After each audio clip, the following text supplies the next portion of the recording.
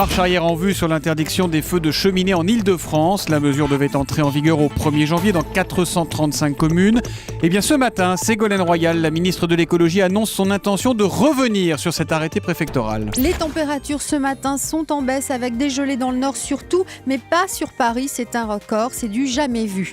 Température de cet après-midi. Est-ce que vous pouvez, Michel Platini, nous jurer sur la Coupe du Monde, ça vaut tous les livres sacrés, que vous êtes blanc dans toutes ces affaires? Je suis plus que blanc. C'est vrai, il n'y a rien à reprocher à Michel Platini? Non, je n'ai ni Picasso, ni lingot, ni gaz, ni pétrole, ni rien du tout. Mais ça vient pas de nulle part tout ça. Qui vous cherche des noises? Qui vous a dans le collimateur? Je sais pas.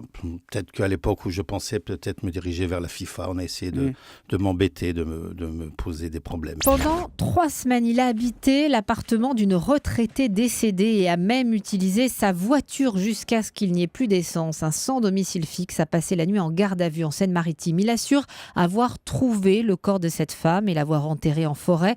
Il a ensuite squatté son logement. Des ours rôdent autour des maisons à 40 km de New York. La chasse à l'ours est ouverte dans l'état du New Jersey. Le Secours populaire a lancé hier soir sa campagne annuelle. Les Pères Noël verts vont multiplier les actions de solidarité dans les jours qui viennent. Des cadeaux, des repas, des sorties pour les plus déshérités. Et un appel ce matin, plein de bon sens, du président du Secours populaire. Arrêtons de donner des jouets d'occasion aux enfants pauvres. Leur Noël ne doit pas être au rabais. La Chine vient de dépasser les États-Unis pour devenir la première économie du monde. PIB des États-Unis, 17 400 milliards de dollars.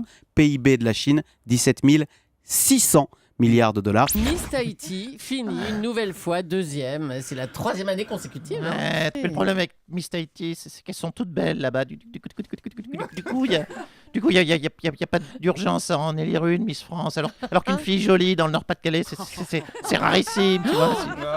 Si t'en tiens une, tu la lâches pas.